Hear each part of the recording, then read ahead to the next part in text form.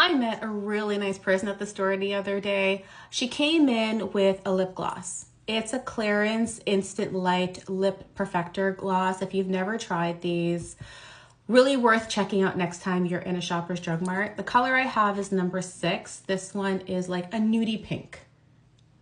Really cute. See how nice that is? She had number 7 and she wasn't sure she wanted to keep it. I said, well, why don't you want to keep it? She said, well, I just don't know if it's the right color for me. I put it on. My lips look really flat. I don't feel it's doing anything. As we continued to talk, we got to learn a lot from each other. And I thought, you know what, here's an opportunity for me to really help this person. And I said, are you comfortable with a lip liner? She said, yes. I go, what about a lipstick? Immediately, she said, lipstick is not for me. I don't like lipsticks. I won't use them. I don't have time for it. I just like a lip gloss and go.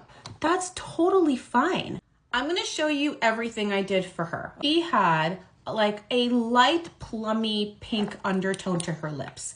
I have more like a darker liner on my lip, and I have a pinky undertone under my lip. So what I'm going to do is I'm going to take a very light concealer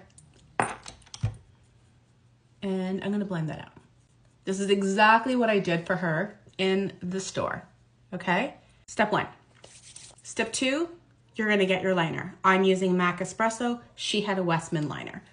Now, to overline, very, very simple. You can see my line here. Now, I don't know if you notice, I do have the odd lip imperfection. My lip line is not perfect. I've got little edges, everything like that, but I'm going to smooth that out with my liner. Now, I'm going to slightly overline.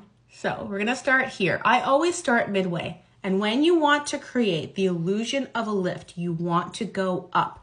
If you were to draw from here down, you're going to pull your lip look downward. I'm going to start here. And I'm going to go over and cross over. Do you see that? Do you see how I'm slightly over? And then I'm going to take that line where I started and I'm going to fade that into my natural line. And I'm not going to go all the way to the end. I'm just going to start just before that, okay? Then the bottom is the same. Just going to wiggle slightly under like that and follow my natural lip line. Do you see how I've just like increased the volume of my lower lip and you can see a little bit more volume on the top? When you followed your natural lip and say you didn't pull that, but you're going to go downward, let me show you. And I'm looking at my mirror. Do you see the difference? See how this is up and this is down? Look. That's my natural lip line. Do you see? This is where I overlined. I'm going to emphasize it. This is where my natural line is. Now, if her lips were a little thinner than mine. So if she was to do this, I can see why she felt her lips looked like they were shrinking. So I showed her this technique over this technique. I'm just going to match my overlining now, just like so. And we're gonna fade it in. And this is what she did. She faded it in. I told her, color in your ends, like that. And you're finished. Now we're gonna go in with the gloss. She picked up her gloss, and away we go.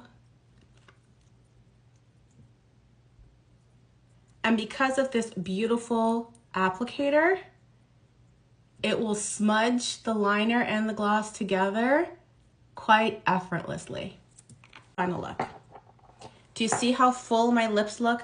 Her lips looked beautiful near the end. When she was finished, immediately she was like, oh.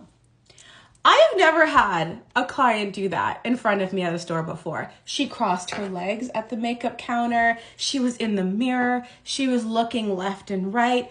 She was in complete amazement. I am so happy. She walks away now learning how to use her Westman lip liner, thank you very much, and her Clarins gloss.